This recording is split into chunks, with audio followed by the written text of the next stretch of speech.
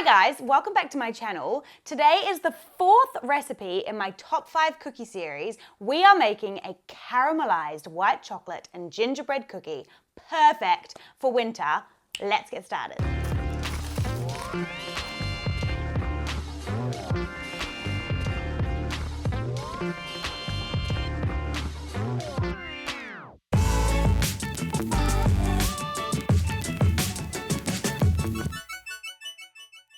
So we're doing a really lovely chewy cookie for this. We're gonna add loads of spice, some caramelized white chocolate. It's gonna be amazing. And the first thing we're gonna do is brown some butter. So browning the butter elevates your cookie. It takes it to the next level. And basically we cook the butter until all the little milk solids get nice and toasty, and it adds a really lovely caramelly nutty taste. So you just take your butter and pop it straight into a pan. We're gonna cook our butter until the milk solids separate, so all the milk solids look like white little clumps. And then we wanna keep slowly cooking it until all those little white clumps get nice and toasty brown. And it will smell amazing.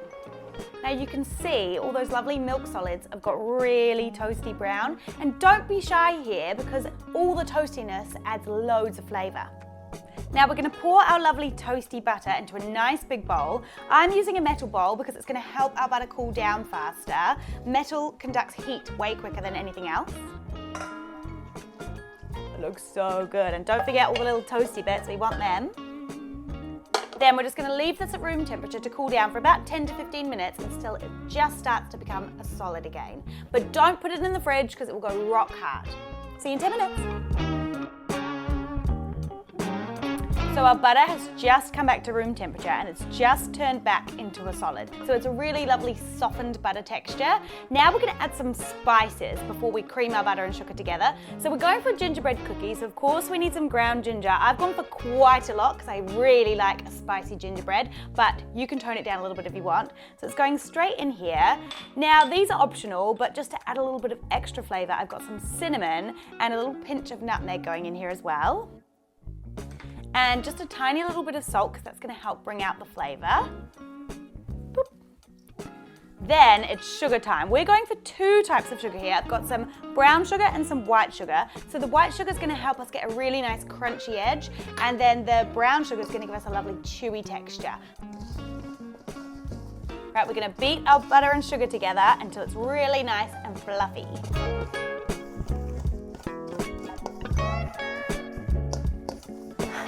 I got so hard.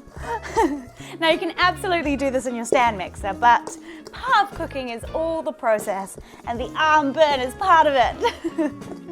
And it will take a little while to get nice and light, but we're looking much lighter in color here. Get the guns.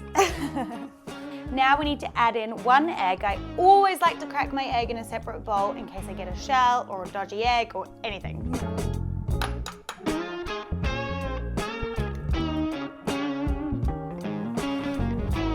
Then we're going to beat that in really nice and fast, just for about 20 seconds.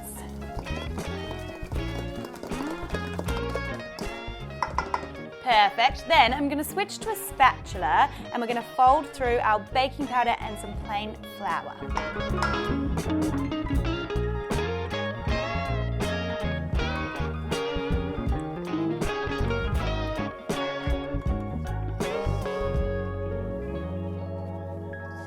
Great, my flour is incorporated. Now it's chocolate time. So this is caramelized white chocolate. It is incredible.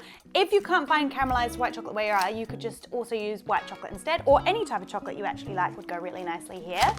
I feel like Charlie in the Chocolate Factory every time when he's finding the golden ticket. But really the golden ticket is the chocolate because it's so flippin' good. Look at the color of that.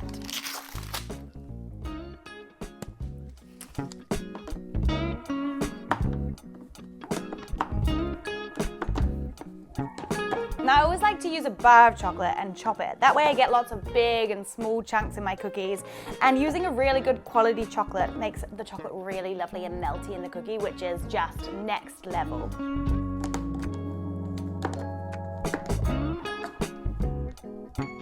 Okay, that's looking good. It's going straight in.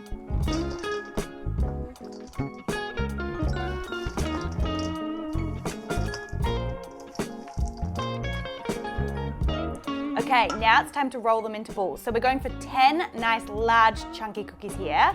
And I'm gonna put them into a small tray because I wanna put them in the fridge or the freezer to cool before we bake them. So let's go for nice big balls.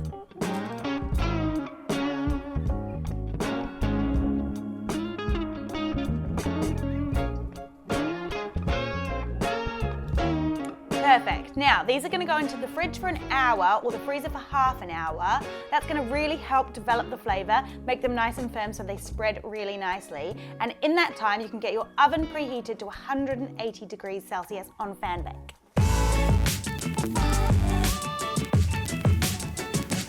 Ta-da! It's time to bake them. I am so excited. Now, I'm only going to do 5 at a time on my tray because they are going to spread. But you can actually leave these in the freezer for up to 3 months. So then you can just take one out when you're ready to eat one and bake it and eat it. But let's pop these on our tray.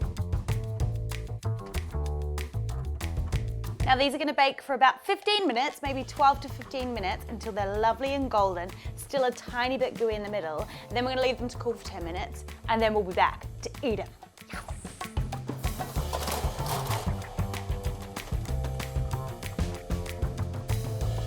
I am literally salivating at the smell of these cookies. They smell and look amazing. I've just let them cool down for 10 minutes so they're not piping hot anymore, but they'll still be nice and warm and gooey in the middle. And now it's time for the taste test. I'm so excited.